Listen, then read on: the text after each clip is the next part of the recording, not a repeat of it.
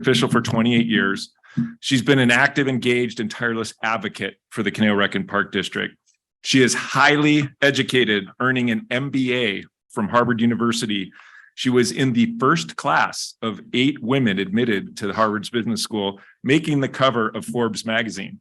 And I actually have that magazine and that story in my office. Really? She operated a successful temporary employment agency in Simi Valley for nearly 20 years, beginning in 1992. She's been married to Ed Holt, a true gentleman. You guys got to see some of that tonight. I was going to say 56 years, but I'm guessing it's a lot of years they've been together. And she's a mom to Ed and Carrie, and a grandma as well. And her grandson is here as well. So that's awesome. So in addition to serving on the Canoe-Reckon Park District Board of Directors since '94, she has participated in numerous community groups and nonprofits in the area. And almost in every one, she ended up as president of the organization at one point. So she's been the director of the Oak Leaf Music Festival, the Community Conscience Board, the Canoe Valley Historic Society Board, Canoe Coalitions for Youth and Families, California Lutheran University's Community Leaders Association, and CLU's Center for Economic Research and Forecasting, Friends of the Hollywood Bowl, the founding president, Los Angeles Orphanage Guild, STARS, and you heard her husband Ed talk about that, raising over $2 million for medical research. And she's participated with Ed in the Military Order of World Wars as a committee member. For nearly 3 decades, Susan's brought her experience as a small business owner, mom, property owner, nonprofit executive, and community leader, along with her very positive attitude into the Canoe-Reckon Park District boardroom, adding value to any discussion. So, by my estimation,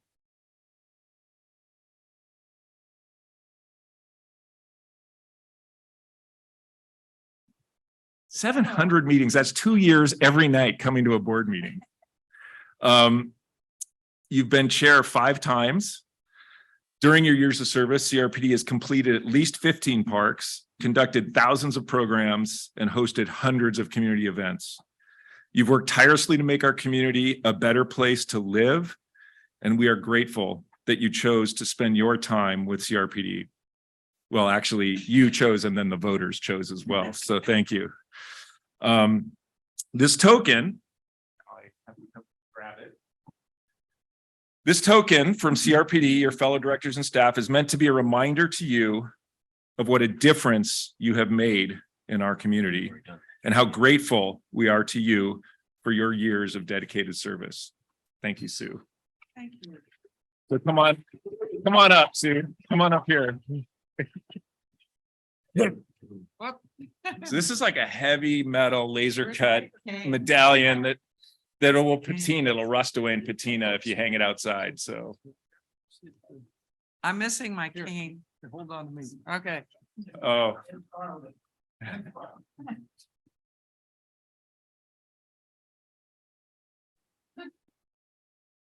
and then you're gonna maybe take a photo with us too, and then Lena's got something for you. This is too much.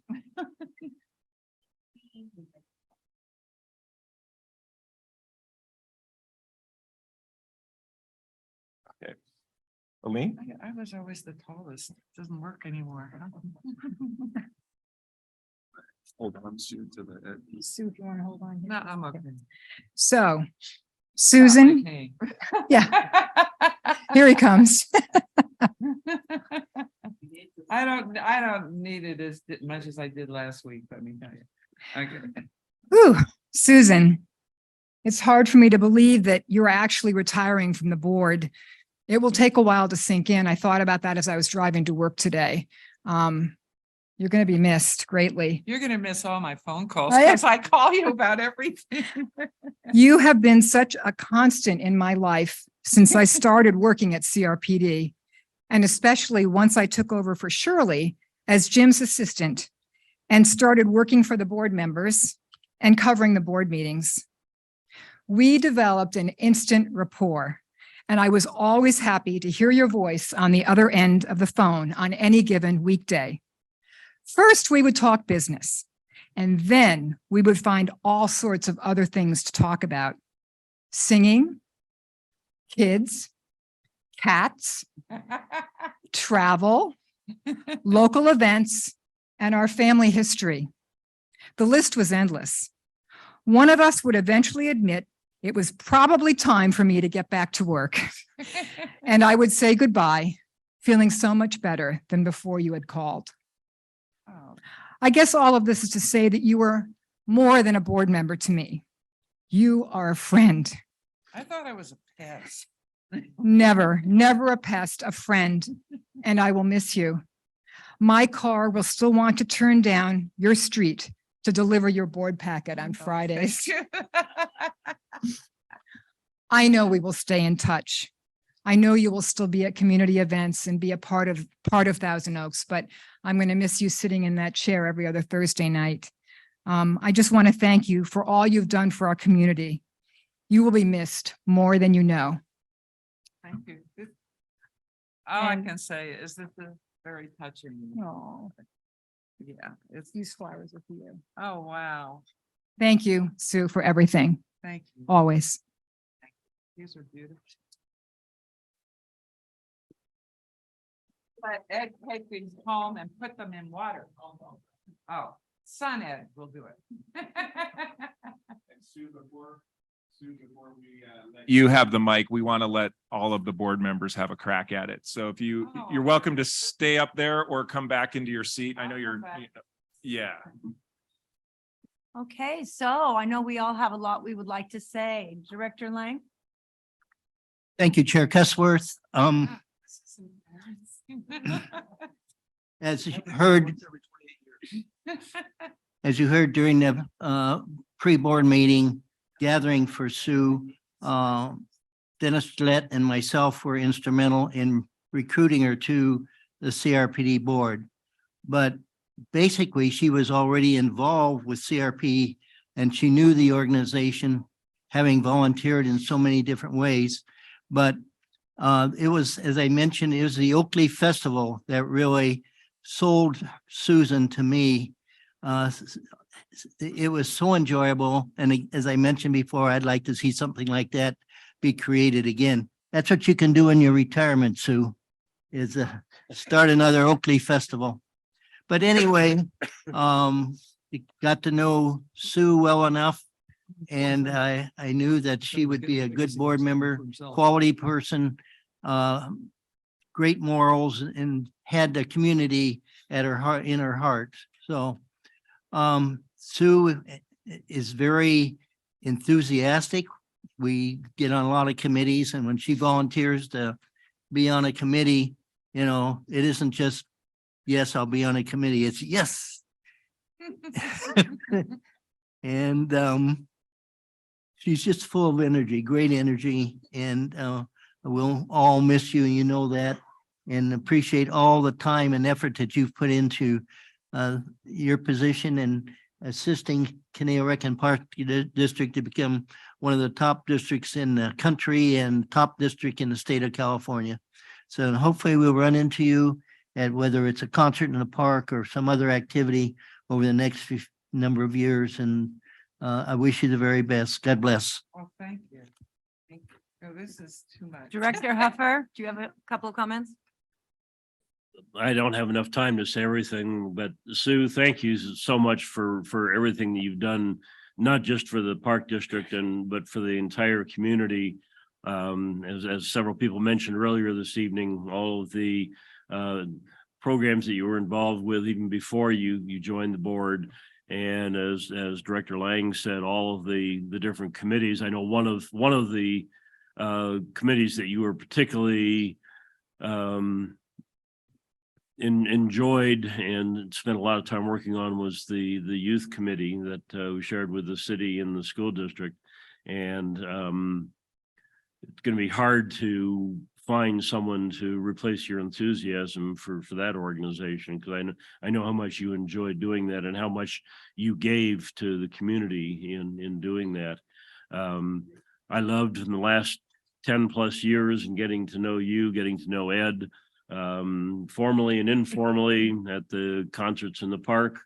More often than not, you'd be tempted to go down the mosh pit up front and join all the dancers down there, going to various meetings and conferences. Got longer and longer every year. All the meetings and conferences that we attended together. And again, if there was anything that involved dancing and music, you were the first one out on the floor there. I don't think you managed to drag me out because I'm not a dancer, but I know you did drag Ed out several times. So thank you for everything that you have done. And as Director Lang said, hopefully we will continue to see you involved in things in our community going forward. So thank you, Sue. Thank you. Thank you. Director Nichols. Thank you, Madam Chair. Well, Susan, I've only been with this group for 4 years, so I'm just getting to know you. I've got a little background now, so it's going to take me another couple decades to catch up to everybody else. But I've certainly enjoyed the time spent here with you, learning from you, and also I think more than anything else is just to experience your passion. Whether as Director Huffer said for the Caneo Youth Organization, but I know you have many passions, and this has certainly been an outlet for you to express those passions and to the benefit of CRPD and to the community as a whole.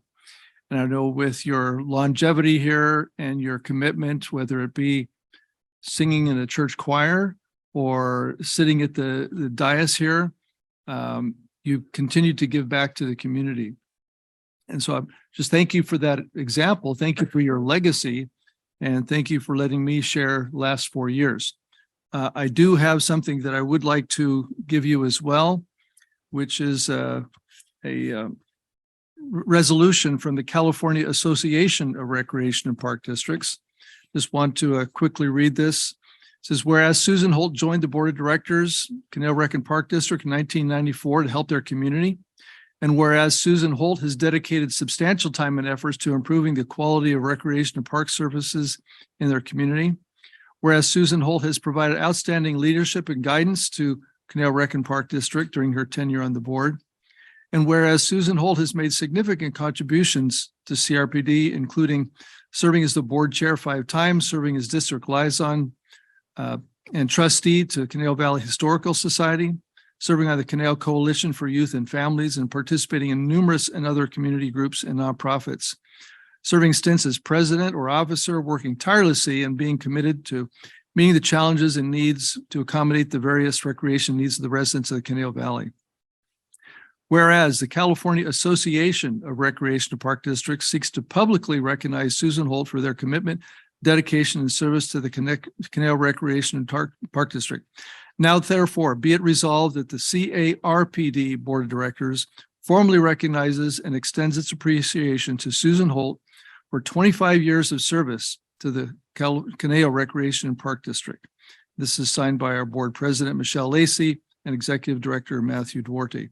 And I will say, as being a member of that board and seeing we did hand out a few of these, no one came close to 28 years.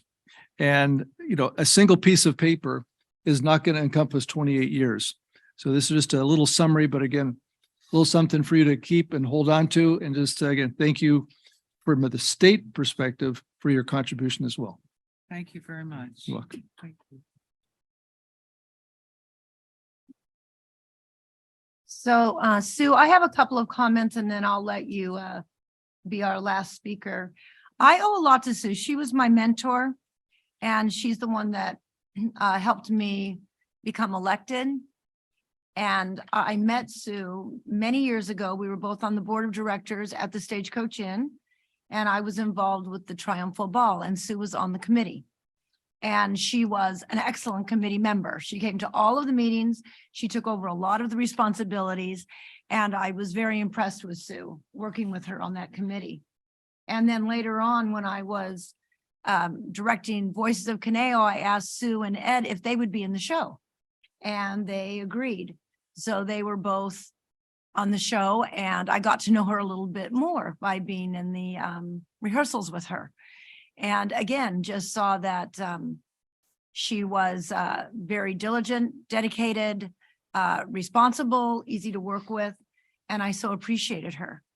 And I can say that there were many times at the Triumphal Ball when I attended that the only people on the dance floor were Sue and Ed, and then Eunice and Ruddy. Remember, they would always be out there, and Harvey and I, we were the dancers. So I kind of felt a kinship to Sue as one of the fellow dancers when I went out there. So interestingly, I was talking with Sue one time, and she told me she was on the board of directors of Caneo Rec and Park, which I actually didn't really know. I thought she was another volunteer at the Stagecoach Inn because she did so much volunteer work there, even though she was on the board. And I said, oh, really? Park and Rec? That would be fun. Where do I sign up for that? And she said, well, it's actually an elected position. And she goes, and it's Rec and Park. So she was the first one that corrected me on that. And I didn't know the difference. And back then I'm sure I voted for Sue every year that I was here, practically, that she's been on the board. But like most of Conejo Valley, I didn't even realize there was a board for Rec and Park. So we got together in the afternoon, and she told me all about being a board member. And I said, well, I think that's something I'd like to do when I retire. So maybe in a few more years. And then she called me up and said, you know, there's going to be 2 openings. Why don't you run this year? And I thought, well, okay. And she told her friends to vote for me, and she was very supportive. And I really appreciated her. And when I had a little election, you know, congratulatory party with a lot of my friends that supported me, Sue and Ed came, their son, to my house to the party. And that meant a lot to me that she showed her support for me being on the board. And when I was first on the board for the first year, I sat next to Sue. I think they strategically sat me by her so she could kind of lead the way. And so she would kind of give me suggestions. And I remember that she wrote on a piece of paper some very important words. That it be read in title only and all future readings be waived. And there were many times when I would pick that up and read it verbatim to make sure that I wouldn't mess it up. And so she gave me that little tidbit of what needed to be saved for a resolution. So thank you, Sue. So, well, when you're a new board member and you don't really know anybody and you don't really know what's going on and hadn't been that involved in the community, it was really nice to have a friendly face when I first started on the board. And I appreciate all the support that you gave me. And it was nice that when I would go to different dinners and things throughout the community and I didn't really know anybody, that I'd see a table with Sue and Ed there and felt like I had friends. So I appreciate all the support that you gave me as a new member of the board. Thank you very much. You're welcome. So it's your turn. Rebuttal. Oh my. Wow. I think we've talked enough about me tonight. I think we should move on with but I appreciate the people who came here. I appreciate the comments that have been made. And I don't think you've seen the last of me. I may be stopping by for something. I mean, here's that kitchen area, you know, there's usually a good cookie there. But anyway, I'm obviously going to miss Rec and Park and the wonderful people. And it's the people from the top down. I mean, everybody is to be applauded, appreciated, and I'm sure that goes back even to when Tex was heading the group up. It was always wonderful people, easy to work with, and there when you need them. So thank you all. Thank you very much.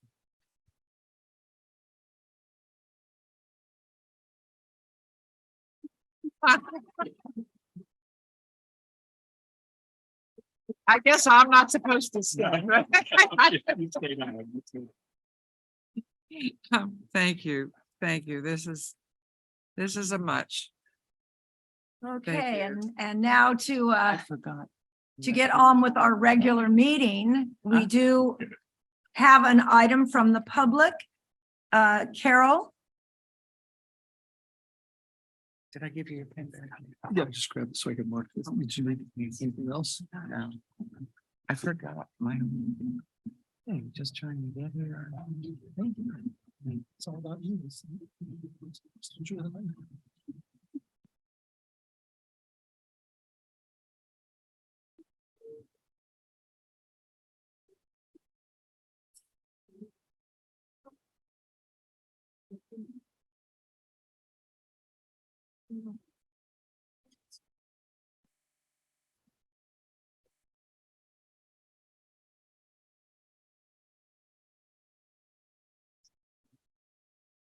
I don't need it for the camera. I just can't read this. Thank you. Yeah. So tonight I'm going to be talking about Caneo Senior Volunteer Program again, specifically the Busy Bees group, a volunteer group. I had come here earlier to talk about kind of the definitions of bullying and mobbing, things that had happened to me there. And so from day one, we had the assigned seat problem and no new people stayed. I eventually became leader of this group. And for the year and a half I was there, we didn't have any new people who stayed except for one who, she didn't actually attend. She just picked up yarn. So I couldn't, as welcoming as I wanted to be to people, I still couldn't get past the fact that people were telling them, oh, you can't sit here, you can't sit there. And there's just really bad behavior. And I did have a list of 6, I think there were 6 to 8 women that went only once. And the problem we also had is that the women who were saying, hey, you can't sit there, they weren't even volunteering. They were working on their own personal projects and taking the seats of the actual volunteers. And so we were also concerned, there was a second concern about one of the ladies who was taking the yarn for her own personal use. And I didn't want to deal with that. We were between leaders. That was before Rick Tanaka got there. And so I really wanted to not deal with that until he got there. But Carol Duncan really pushed me to work on that. So we went to Andrea, both of us went to Andrea and had a meeting with her about what we were going to do about the situation. And so Andrea decided to come to the Busy Bees group and speak to people about these 2 issues. The one about people treating other people badly when they weren't even volunteering. And then also the yarn situation. And then she handed out a copy of the CSVP guidelines. And one of the ladies crumpled up the piece of paper and threw it at her. That's kind of what was going on there. It's kind of like 3rd grade stuff. That didn't really go over well because people didn't want to be reined in. There had been a lack of accountability for a while in that group. And they just wanted to continue to do these things. And so it didn't go very well with me, and it didn't go very well with, I had a lot of hostility afterwards and people yelling and screaming at me, saying that I wasn't even a member of the group, even though I was the leader of the group at that time. And Carol, there's 30 more seconds, please. so, and the problem also is that there was, again, people wouldn't hand their projects in, so the volunteer projects, and they wouldn't hand them in. So it was really hard to keep accountability because you had to watch everything really carefully. And the yarn theft, again, I didn't want to deal with it because the person who was doing it was my friend, and I just wanted it to go away. And I will cover that next time because I'm sort of out of time. So thank you. Thank you. Moving along, we'd like to have an approval of the agenda. Do I have a motion? So move.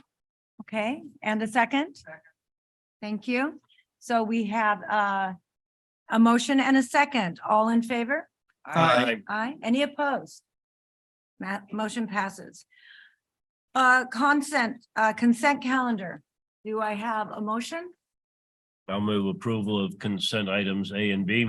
Thank you. Do we have a second on that? I'll second. Okay, Director Holt, do we have any discussion? All in favor? Aye. Any opposed? Deferred matters, we have a public hearing. I'm going to open this meeting. And this is to receive information about the current demographics of the district and the process rules for adopting division-based voting. Do you have a comment?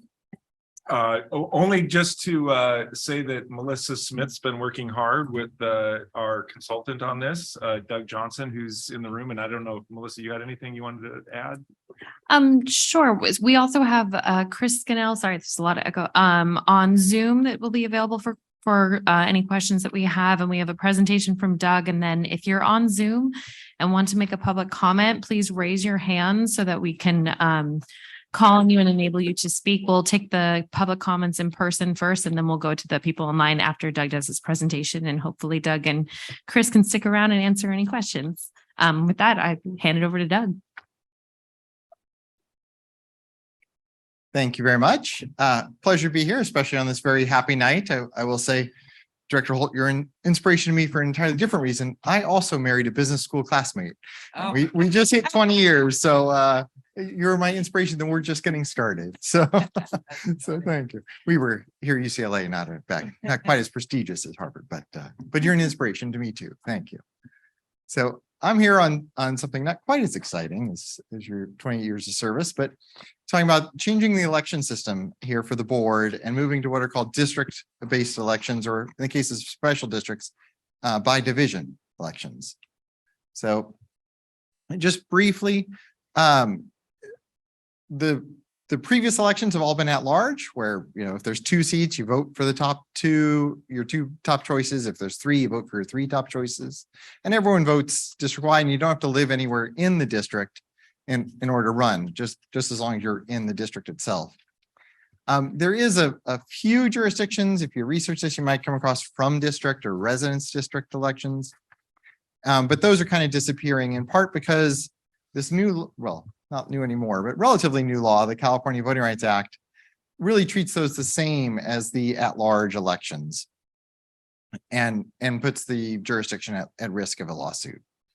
And so what the California Voting Rights Act is really aimed at pushing jurisdictions to is by district, or in this case, by division elections, in which we have to draw divisions, much like the school district did recently, and much like the county does for the Board of Supervisors. And then candidates have to live in a given division, and only the voters in that division vote for who will represent that division. One thing that's worth noting as you look longer term after this implementation is people sometimes look at the county supervisors, who in every county really run their district. You know, they're kind of the boss of their district. That's not the case with cities or special districts or schools. No director has any special power over their division. It's still going to take at least 3 votes to do anything even after this change. So that is worth noting, that these divisions really only matter on election day, and the other operations of the district will continue as is. What's driving this change, and I'll talk about how this is rolling across the state in a moment, is the California Voting Rights Act, which passed in 2002, kind of took a little while to gather momentum, but is now rolling across the state and driving this change just about everywhere. Under federal law, which has been around since '65, there are 4 tests, and a jurisdiction has to fail all 4 tests before a plaintiff can make you switch your election system. The California law got rid of 2 of those. In particular, got rid of the requirement that what the law calls a protected class has to be a majority of one of the divisions. If there weren't enough of the protected class in question to draw a majority division, then you couldn't be sued. California law got rid of that. It made it much, much easier to sue. And it also reduced the test just down to a math test. So there's no need to show any prejudice, no need to show any discrimination or anything like that. Simply to allege that the election system has at least arguably reduced the voting strength mathematically of a group is enough to win a case. So what we've seen is, I'll start on the right-hand side here, some very, very expensive cases. Palmdale was one of the early ones. They fought this. They had to pay the plaintiff's lawyers $4.7 million. Modesto questioned whether the law was constitutional and lost, had to pay the plaintiffs $3 million. So we see these huge settlements, and that's really what has triggered what we call a quiet tsunami sweeping through the state. So as you see on the left-hand side, 275 school districts have switched, and actually that number is probably higher. That's just the ones we know of. 36 community college districts. We're now at 174 cities have changed their election system. To put this kind of quiet tsunami in context, before this law passed, there were only 29 cities that had district elections. So we went from 29 to now we're well over 200 in just 20 years. It says one county board of supervisors because the other 57 already were by district. So San Mateo was the last holdout and they had to switch. They were sued and had to switch. And now the new wave of this that is really picking up in the last couple of years is special districts, with 53 so far that we know of being forced to change our election system. So, and just to reinforce, this isn't a showing of any discrimination, prejudice, or anything like this. These hundreds of jurisdictions are switching almost entirely because of the potential financial risk involved in trying to fight one of these cases. So that's a little background on the law and what's happening statewide. In terms of making the switch here, the state law requires a two-stage process. First is this informational session. If you were here November 17th, you heard the same presentation. And this is the statutorily required second presentation of this information to introduce the issue and answer questions you may have. In 2 weeks, I or someone from my team will be back and it really gets interesting because that's when we look at draft maps. So we'll come back we'll post by 7 days before that, so the 8th, the draft maps on the website, project website and the district website. And then people have a week to look at them and then come in on the 15th and talk about what do you like about the maps, what do you dislike about the maps. And then we'll make the changes requested and come back January 5th to narrow down the choices and make any final revisions that are requested prior to adopting a map January 19th. So this is informational. We don't have any draft maps tonight, but in 2 weeks, we'll be back with draft maps. So the rules for drawing the maps. The requirements are on the left. So it's interesting. The California law governs whether you have divisions, but doesn't set any rules for how those divisions are drawn. The rules for how they're drawn come from the federal law, which is equal population, an equal number of people, and it is human beings counted in the census. It's not voters or anything like that. So it's an equal number of people in each division.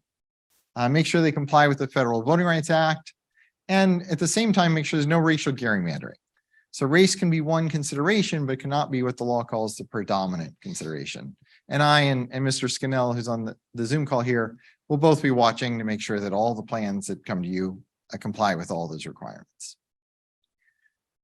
Where the decisions and the discretion really comes down to is deciding among the maps that meet those federal laws, which ones best meet what are called traditional principles. So these are goals. They're not requirements or statutory requirements. Looking at which map makes the most sense for your communities of interest and neighborhoods. Which maps do you think are the best compact and of course there'll be contiguous divisions. Which maps best follow the visible boundaries so it's easy for people to know which division they're in. It's a lot easier if it goes from the river to the freeway than if it goes up 1st Street and over 2nd Street, up 3rd Street kind of thing. So that's trying to follow the visible, easily identified borders. We do want to respect the voters' choices. The voters have elected this board. And so we can consider where the board members live and try to make sure that each one is in a different division. Sometimes the directors live too close together for that to be possible, or there may be other requirements, but where possible, we do try to do that. And a lot of times we get questions about that. The reason for that is the voters have elected this board. We want the voters to be able to decide which board members have earned re-election. And so if 2 directors end up in the same seat, that it doesn't matter if the voters think they both earn re-election. They can't both be re-elected. So we try to avoid that where we can within the other goals. And then to a very limited extent, you can consider future growth. These lines will be redrawn in 2031 after the 2030 census, but within the little range that's allowed for equal population, you can underpopulate one division if you think it's going to grow faster. Usually the other criteria kind of outweigh any opportunities to do that, but that is one factor. If you're looking at which division do you want to be the smallest, it can be the fastest growing one. So those are the requirements on the left, kind of optional goals on the right-hand side of the maps. So I'm not going to go through all these numbers, but for each map, we give a ton of data about each of the proposed divisions. So like you see here, you'll see the total population in the top left at about just over 135,000 in the district. that divided by 5 to get an equal number of people in each division, that gives you just over 27,000 in each division. And then there's a lot of data on citizen voting age population, language spoken at home, income, education levels, things like that. That'll be provided for each division. So if someone's interested in saying, hey, is there a division where renters have more of a vote? Or is there a division, or they want to look at where one division's younger and another division's older? All that data will be provided for each of the draft maps. And then looking at some of that data on the maps, one of the challenges, of course, is that you have large open spaces here, lots of parks, no surprise, spend a lot of time building those parks. And so really when we're talking about people, we're focused on where is the population density. So the areas that are shown in blue and green here that have many fewer people will get drawn into divisions, but won't really drive the borders and the makeup of those divisions. Where the demographics come from is the yellow and red areas in this map that have many, many more people than the green areas do. In terms of the Voting Rights Act and protected classes, the largest one here is, as in most parts of California, is the Latino population. The purple areas are less than 25% of citizens of voting age. So that's CVAP. That's data we get from the Census Bureau. And the courts focus on that because that's your eligible voters. And so you have a little bit more of a concentration, not a huge concentration like we see in some areas, but a little bit more concentrated along the freeway. No surprise, there's some apartments, smaller houses, that kind of thing along the freeway. But we don't have any big concentration. We'd say, oh, that has to be a division. So it will be something we'll be conscious of, but it's not going to be dictating the entire map by any means. We also did check your African-American or Black populations and your Asian American populations. Those are the two other common protected classes in California. And in neither one of them do we have any kind of geographic concentration. Obviously, there are significant numbers of both, but they're not geographically concentrated in any one neighborhood where it would drive where the lines have to be drawn. So where the decisions are likely come down to are your parks, your neighborhoods, and then if it is socioeconomics, again, you get in the top right, you can see it's renters. So the red and yellow and green are majority renter areas. So you similarly get that along the freeway is more common than farther from the freeway. Top left is college graduates. Again, you get more blues and purples along the freeway and the highway going north, and then less as you get farther away. And then speak Spanish at home. No surprise, that tracks closely with the Latino population. One thing we always emphasize is that it's interesting data we discovered at one point. The percentage speaking Spanish at home is, in a lot of cases, in at least half the cases in most parts of California, is by choice. What we find is the percentage of families that speak Spanish at home is way higher than those that have limited English fluency. So they're like many communities, they speak perfectly good English in most of these families and households. They just choose to speak Spanish with their children. So don't take that as a citizenship or any kind of limited English fluency map. So that's some socioeconomics that people can look at as you evaluate the maps and choose among the maps. There's no requirement to look at these three or any of the other data. They're simply for those that are interested in looking at them. And then when we're looking for input, and this is where most of the discussion usually comes down once we have draft maps, is first part, what are your neighborhoods? How do people define their individual neighborhoods? And that's really up to the people who live in a given neighborhood, just to say that. There's no official definition. It could be, an area around a highway. It could be an area around a park or a school. Whatever is your definition of your neighborhood is legit.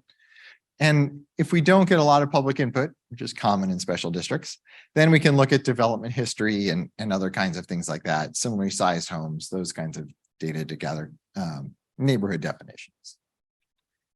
And then related to neighborhoods is the idea of communities of interest. These tend to be more issue focused.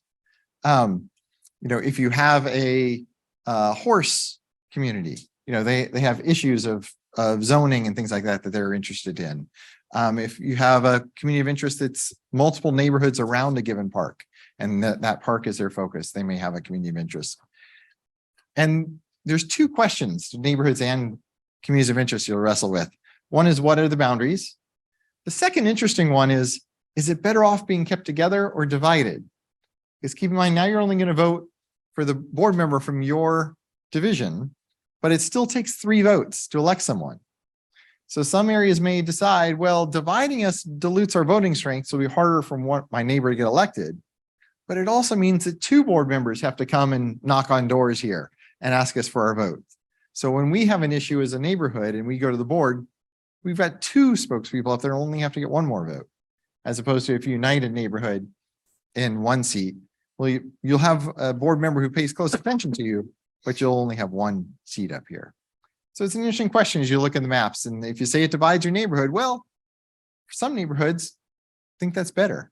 Often that's a downtown area, or where we hear a lot about it is large retirement communities who say, we turn out at 98%. We'll be heard. We'd rather be heard by 2 board members than 1. And so they actually sometimes ask to be divided. So there's no right or wrong answer to that.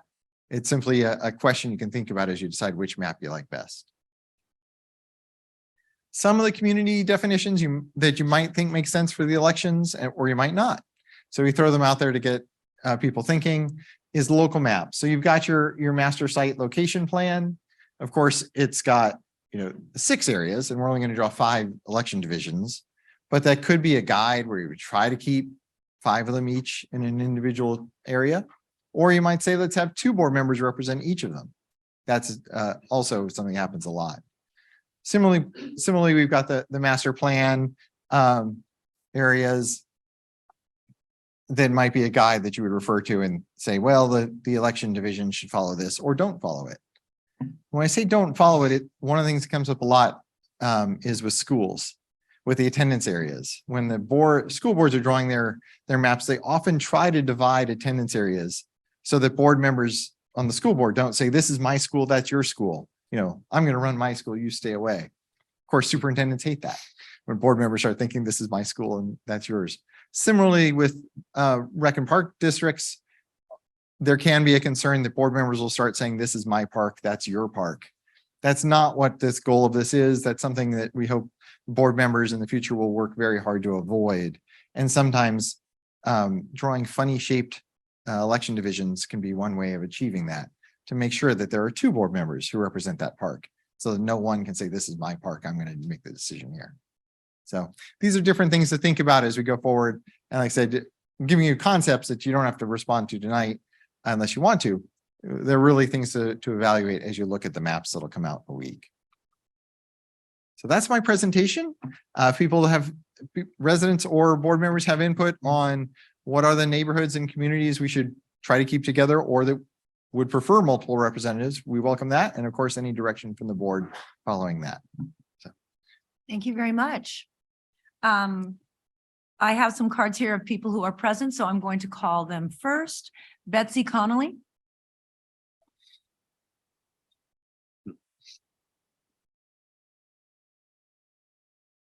Hi, thank you.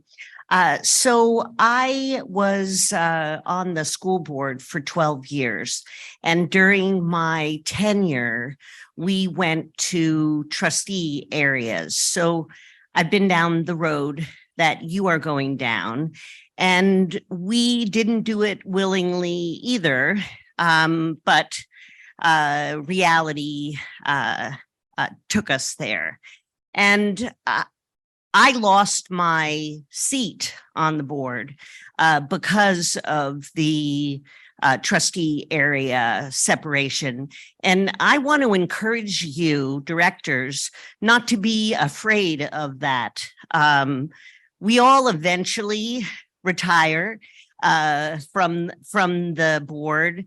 And I think that the benefits of having representation in parts of the community that haven't had a strong voice outweighs, or at least equals, the benefit of having wise, experienced, long-term directors on your body. And I think that something that was said tonight that I have to respectfully disagree with is the idea that it might be a good strategy to divide a community of interest in order to own the respective two directors. Well, that is absolutely contrary to the statements made earlier that every director, once elected, is responsible to every single person who lives in the district.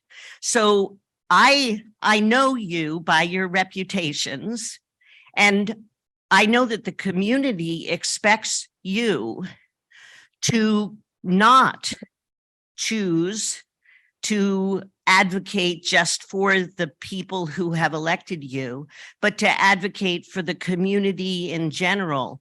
What this California Voting Rights Act is really about is about strengthening the voice and the voting power of people who might not otherwise be able to influence who is elected to your body. And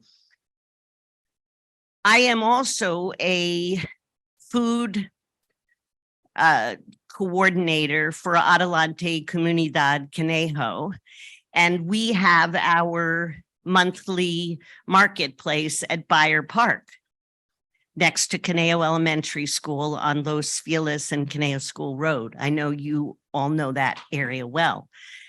And one of the things that I have learned in the 3 years that I have been helping direct food distribution is that the people who come to us have a small community where they feel comfortable and safe and respected. And when they are outside of that community, they do not feel free to express themselves and to reach out with concerns. I think this community that exists along the 101 freeway, the one that was alluded to in the presentation, deserves to have the chance to elect someone who lives in that community and is better connected and understands better the fears and the aspirations and the concerns that they have about the services they receive and don't receive. So I would encourage you to respect that community, that those people who make heavy use of our parks and need our programs more than most. So thank you. Okay, thank you. Our next speaker will be Chase Rashid.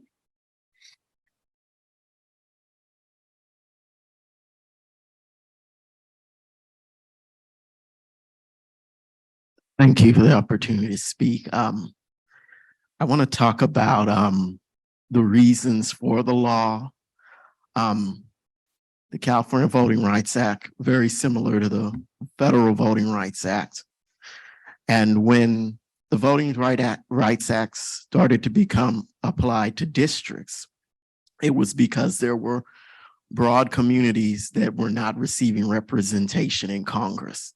So they had to draw the districts in a way where more people could be represented.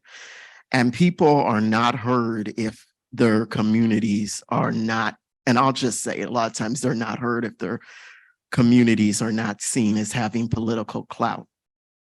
What happened this election season is, for the first time ever, I had a candidate for a local office knock on my door. That was the first time in 23 years. And it was a school board trustee candidate because it was his trustee district. So clearly there is an issue with people not being heard because their communities are not being heard because they may not be seen as having political clout or being a targeted demographic that could deliver votes for a particular candidate. And I think that's a positive of having by-area elections. It gives more people representation. And I will say that I don't think it would be an appropriate criteria to consider the residences of directors when drawing the maps, because when you look at maps that are drawn on larger scale for Congress, the Assembly, State Senate, those are criteria that are not supposed to be considered. So I would hope that criteria was not considered, and the maps are drawn in a way where they respect natural boundaries and where communities of color are not diluted between various different areas. Thank you. Thank you. Ty Gutierrez.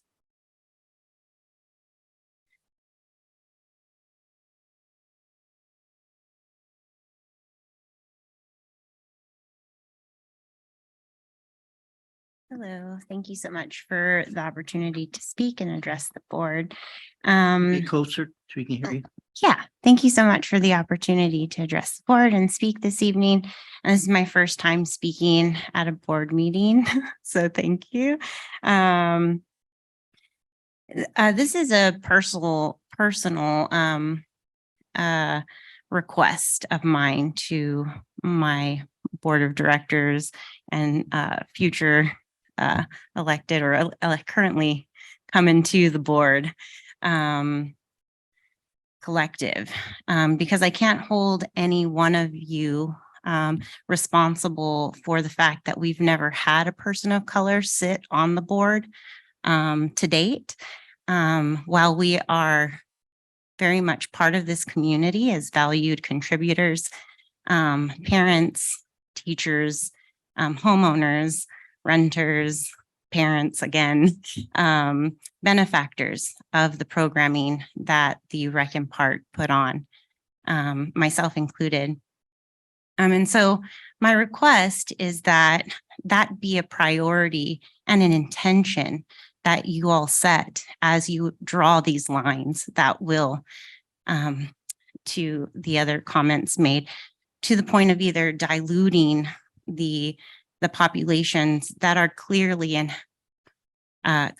underserved, right? Not, again, any one person to be held responsible for this reality, but that the reality we step into in the future be intentional so that representation can be seen. I love that Betsy called out that these populations and the population that you work with are Latinos, and that is my community.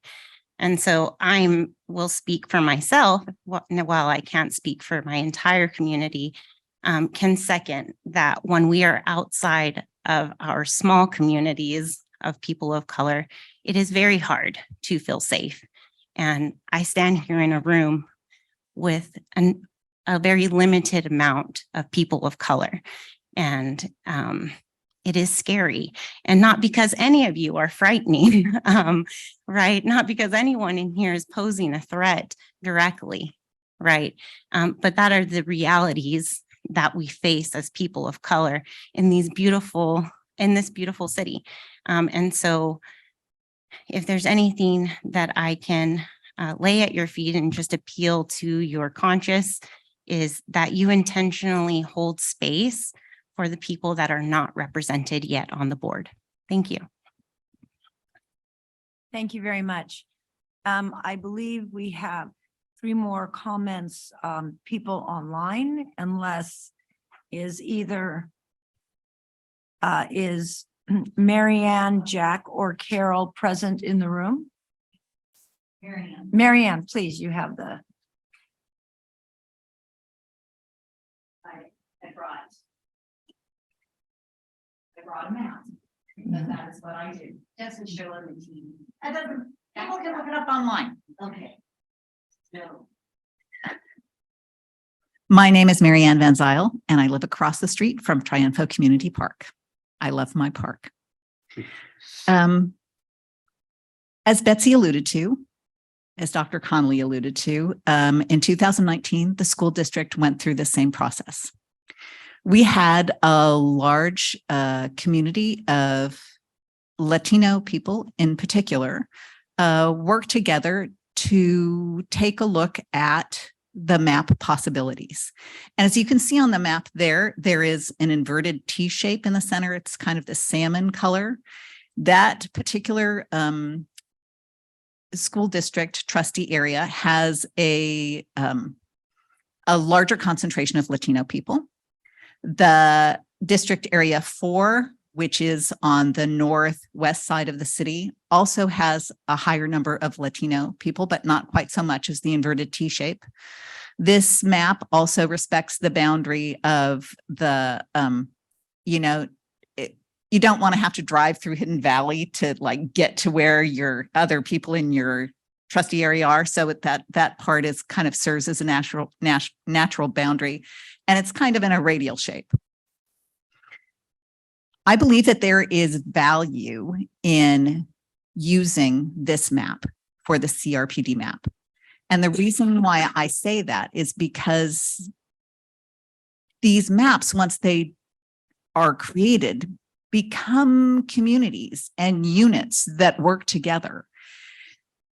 And although the CRPD area does not match exactly the CVUSD area, I believe there's 70 less than 100 houses in Hidden Valley that the school district serves that are not served in the CRPD area.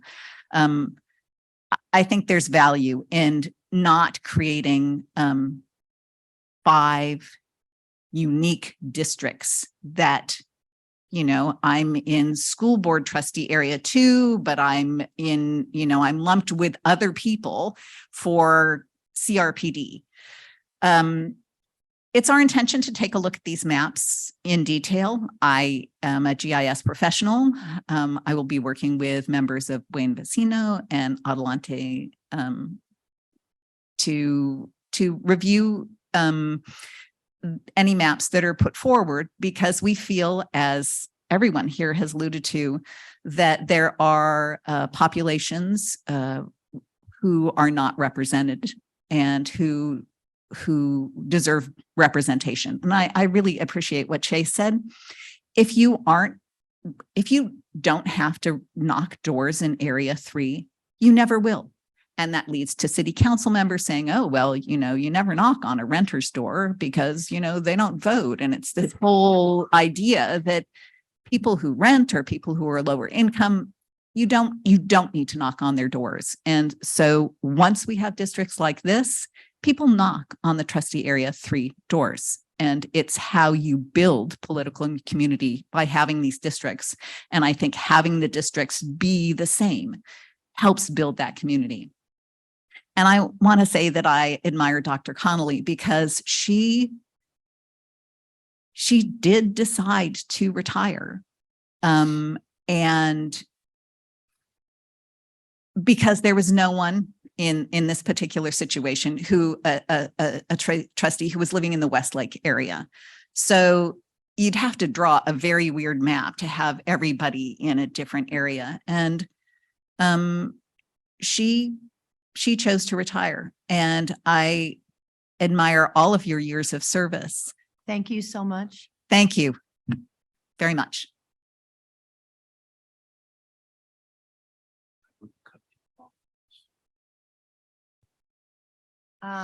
We have 2 people online. So I don't think you finished in the room. We haven't finished in the room. Okay, so do we have Jack and Carol? Do we have anyone online? I have no other cards. Yeah, you're not gonna get a card. Oh, okay. Well, of course I wouldn't get a card because they're online. If I would have thought of that, of course. All right, I'm sorry. So Jack and Carol, thank you. Yeah. Good evening. My name is Carol Shelton. I live in Thousand Oaks. I will be wearing 2 hats tonight. My first hat is always as a parent and an advocate for people with developmental disabilities. Sorry, I always cry. And Ty made me start, so sorry about that. My other hat is as the vice president of Adelante Comunidad Conejo. My children have benefited from CRPD opportunities throughout their lives.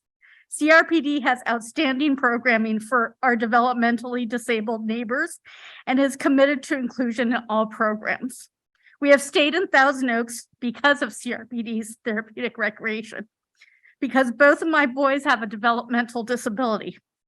As a matter of fact, my oldest was here earlier preparing for an audition for the new CTFE production. He depends on CRPD activities. CRPD is a model for this work. That is why I'm confused that there is no mention of people with disabilities, a protected class. In my eyes, this omission is worrisome.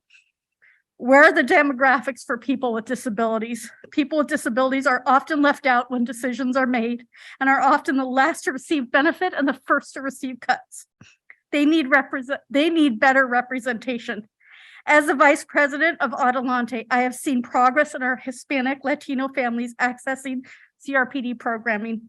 This is just the first step. I ask that when you develop our maps, that you keep both the Hispanic, Latino, and disability communities that I care about concentrated.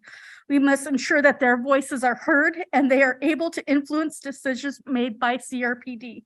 They have always needed this representation, and this is your opportunity to make it happen for them. Please make sure these protected classes are well represented by this map process. My youngest son will be the next speaker, and I'll be supporting him as he transitions, but thank you for your time. Thank you very much. Jack? Hi, my name is Jack Shelton. I live in Thousand Oaks. I volunteer at Adelante's Marketplace. My work makes me feel like I am helping my community. My brother and I have developmental disabilities and are served by CRPD Therapeutic Recreation. My brother depends on CRPD activities. I want two communities, which I remind you are protected classes that I care about, which are people with developmental disabilities and our Latino community to have a voice and choice. Please make a map that will concentrate these communities so that their voices will be heard, their needs will be considered, and that they have equitable access to CRPD facilities, activities, and updated parks. Thank you for your time. Thank you very much. And thank you for all of your comments and for coming out tonight. We really appreciate your involvement and your comments. So now our people that are online. So who do we have online?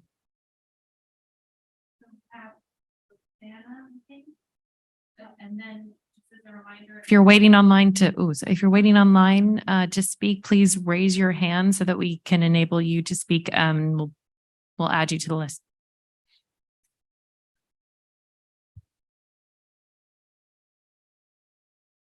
So Rosanna, we're trying to get you Okay, I wasn't sure if I was Oh, we can't see you, but we can hear you. Okay.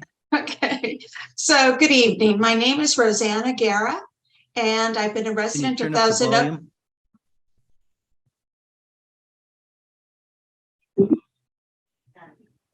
Oaks. Can you hear me now? A little better. Yeah, turn it up a bit. One moment, I should be joined with a panelist. We'll let her.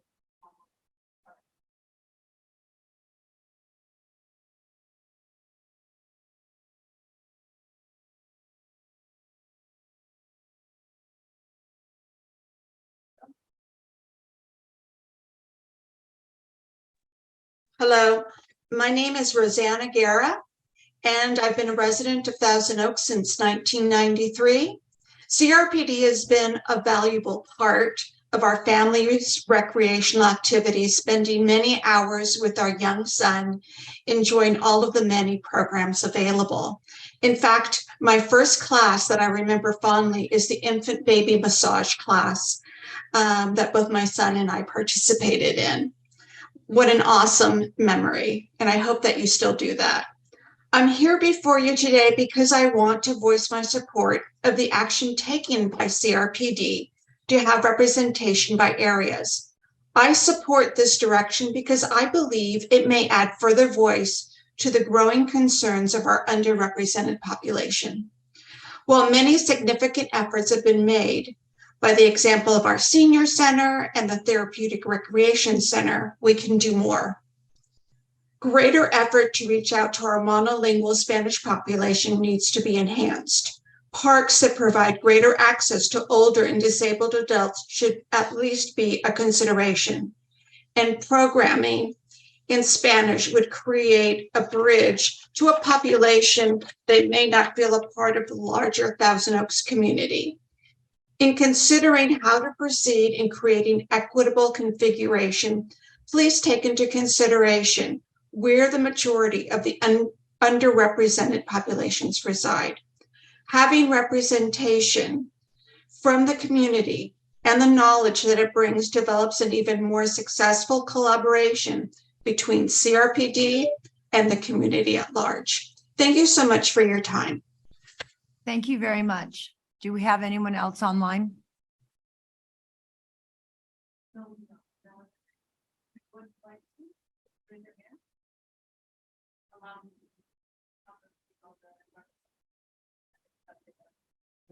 So anyone else who would like to speak, if you're online, please just raise your hand so that they can see that your hand is raised and they will allow you to speak from the webinar. No other raised hands? Okay. Thank you. So then I'm going to close this public hearing at this time. And thank you so much for your Are you gonna comments. Do anything for board? I wasn't planning to. You don't do that on public? No. Okay. Do any of you have questions for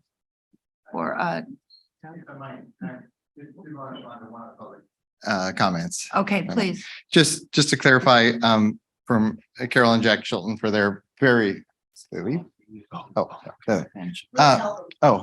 Just for their eloquent statements. I appreciate that. And I did want to say the law, the voting rights law is different than most law. Obviously, the disabled community is a protected class in many laws and housing and things like that. Under the voting rights law, they're not spelled out because they're not geographically concentrated. And so they don't show up on those maps because developmentally disabled people live in all types of communities. But there were a couple of comments about, there may be more developmentally disabled that overlap or close to where the Latino community is. So this is where the community of interest factor comes in. The people who live here and who know those communities hopefully will weigh in and say, this map might divide up where we know there's a concentration. So I do want to say we don't have data on it because it's not part of the Voting Rights Act, but it certainly counts as a community of interest. And as they said very eloquently, it's certainly something we're happy to consider in the process. And they should give us feedback if there are any concerns about any of the maps. So I did want to just respond to their concerns.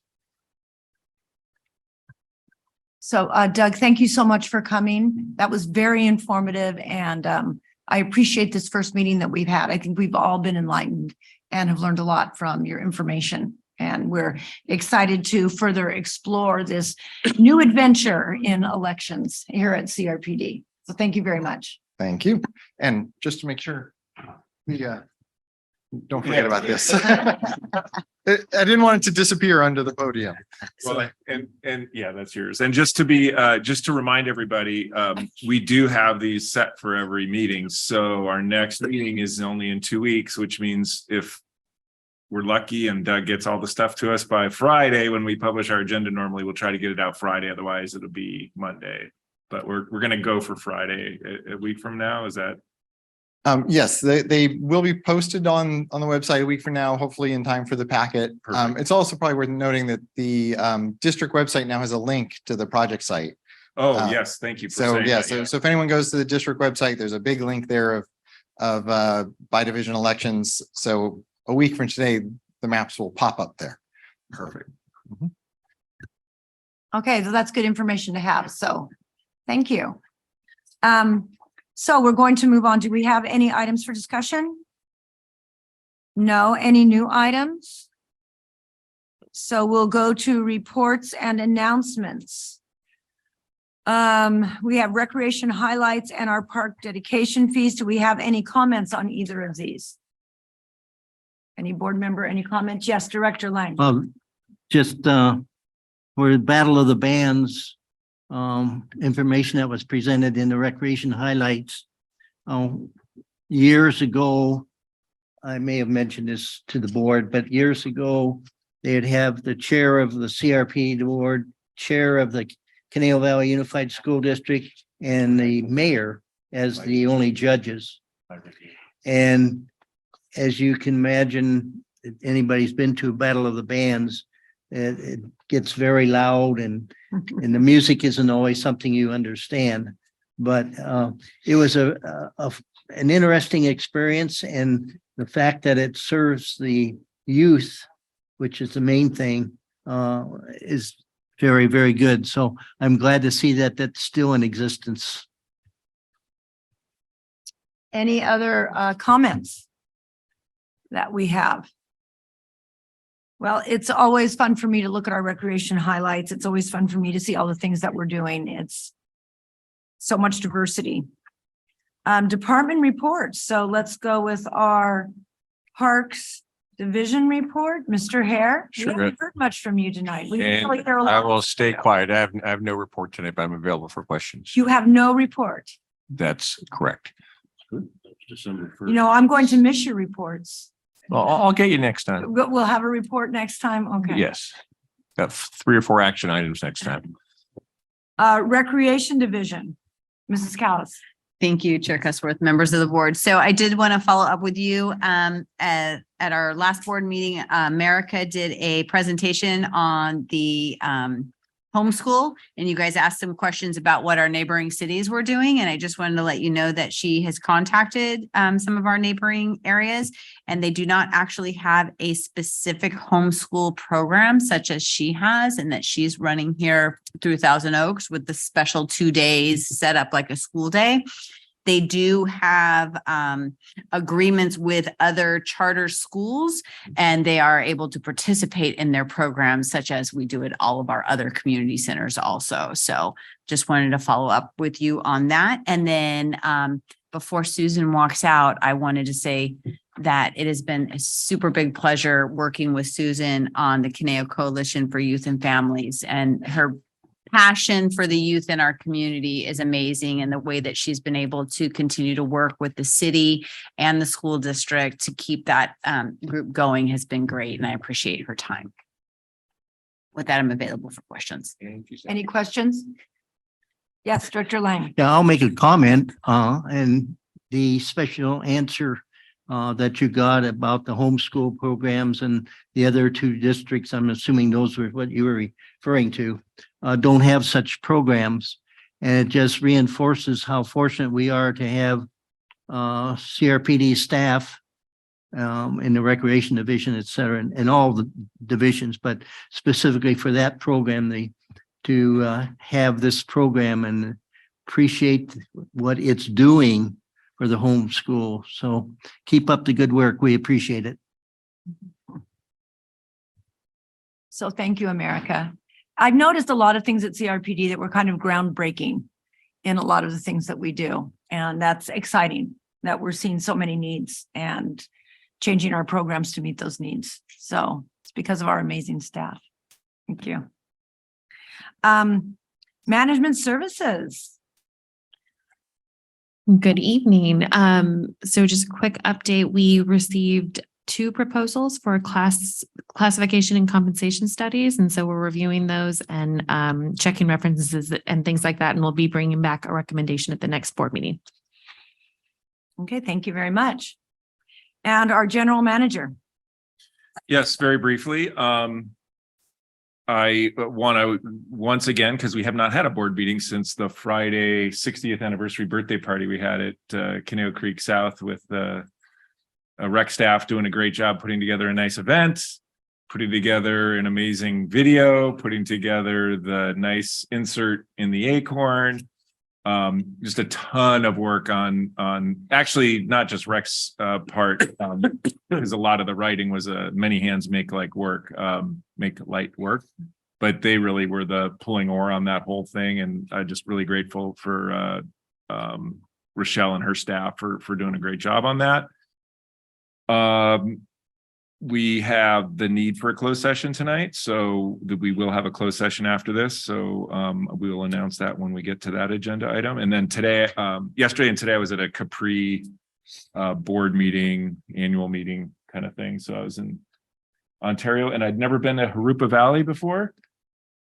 went with, and I apologize to Harupa Valley folks out there, but I went with low expectations, and it reminded me of TO like 30, 40 years ago. It's an equestrian community. It's got topography. I was not expecting a lot. It was really nice community. So it's cool. Not a lot of new stuff going on. So Harupa Valley, if anyone new, south of Rancho Cucamonga. Okay, we'll go to our director's reports. Why don't we start over here with Director Nichols? Thank you, Madam Chair. Just a couple of activities in the 2 weeks since we last met. Our anniversary event, which many of us were there, and also our Rancho Potrero Community Equestrian Center ad hoc committee met, and that's been it. So that's my brief report for tonight. Thank you. And Director Lang? How about Huffer? Well, I was going to go to you and then. Okay. You named him first. so- Okay. Okay, I too attended those meetings that Director Nichols referenced. I also had like 3 MRCA board meetings, the regular and 2 special. And let's see, I would like to just make a brief comment about the 60th anniversary event.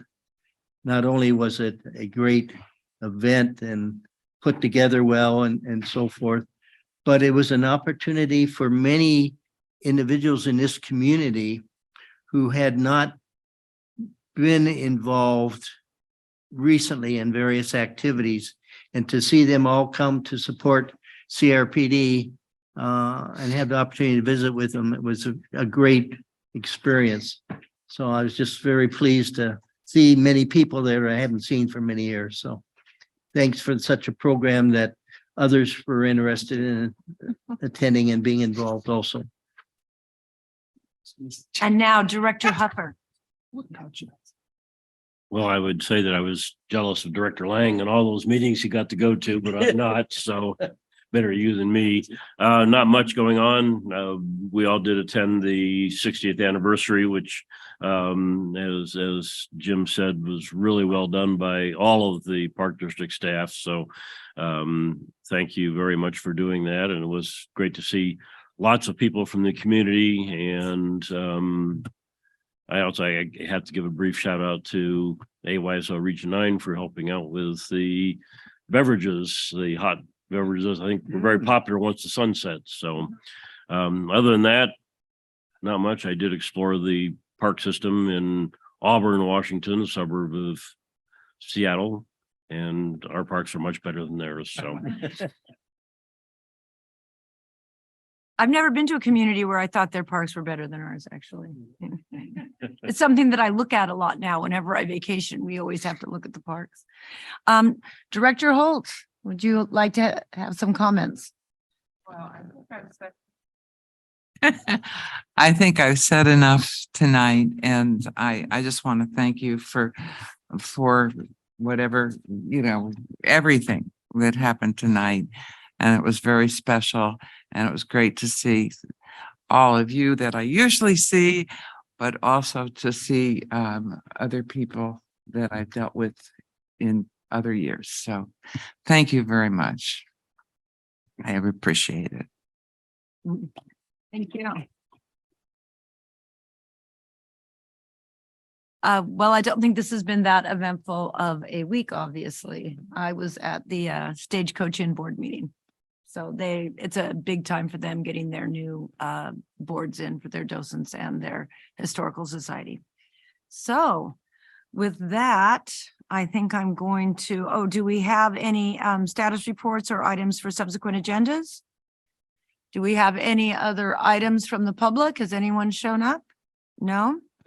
Okay, then I'm going to close this meeting, and we will be opening to an executive closed session.